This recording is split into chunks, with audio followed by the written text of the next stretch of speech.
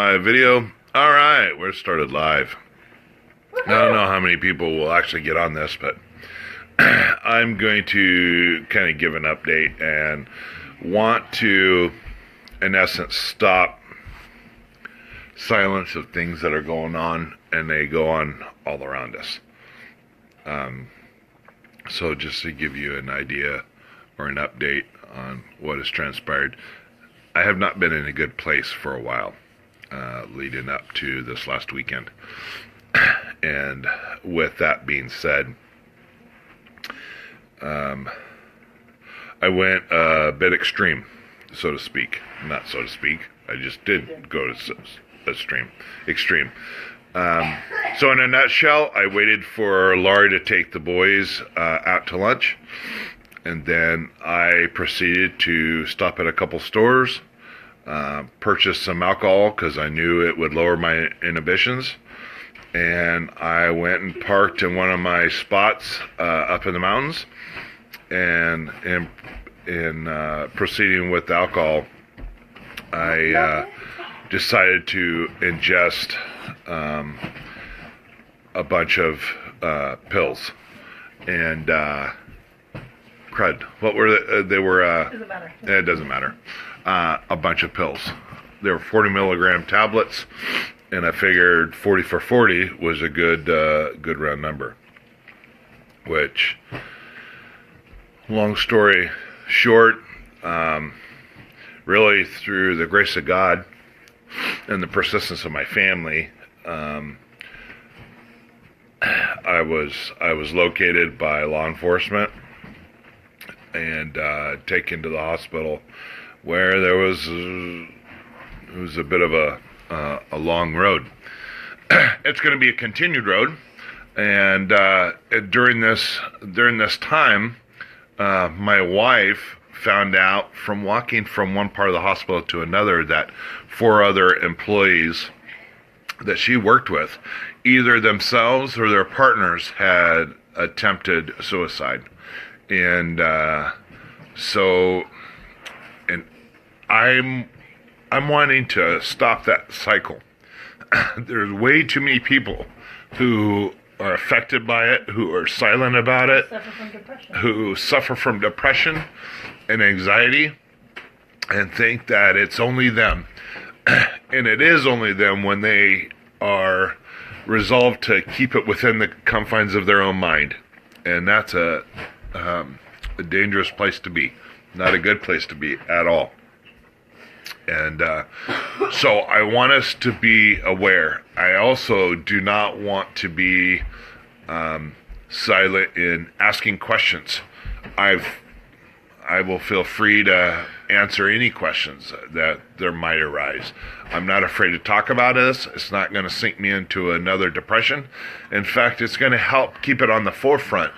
And as a reminder, this depression has links with PTSD, and now mine isn't so much related to my military service, but that just the years of abuse that was going on early in my childhood, and we don't want to be silent about it. I mean, this affects. Gosh, it affects a wide range of people. It's amazing some of the individuals that I have found out that they have been in the same position and have tried the same thing.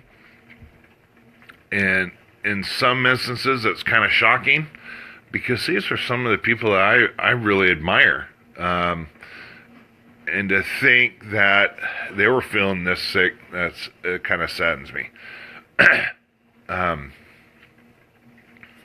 This is my first live thing, so I don't know. I feel like sometimes I'm just rambling on.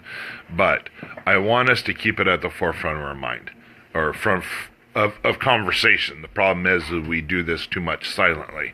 We're not speaking to it, and we're not conversing with one another enough. I think one of the things that I was thinking of that would be helpful is too often we think great things about one another. We admire someone for their talents or their abilities, or are thankful for something they've done for us or for someone else, but we don't say it. More often than not, we speak when we talk about something that's critical. And, geez, everyone hears that, and we get sick of hearing stuff that's critical. So my goal going forward is to make sure that if someone has done something good, that I'm going to make note of it. That I'm going to let them know how much I appreciate them, how much they mean to me, and that it's not something that I just think in my head or wait till something bad happens before you share of how great you think someone is. That's messed up, really. It's a messed up way of thinking about that. So, I'm asking that those who watch this, or even myself that continue, that if you see someone, or you think of someone, or someone has come to your mind, even at this short time, that you make sure you call them, or send a text, or write a letter. Let them know how much you appreciate them. Because we don't know where people are in their own mind. And it might not be in a good spot, but it's one of those kill them with kindness sort of things. I am grateful for my wife and for the warped sense of humor that she shares with me.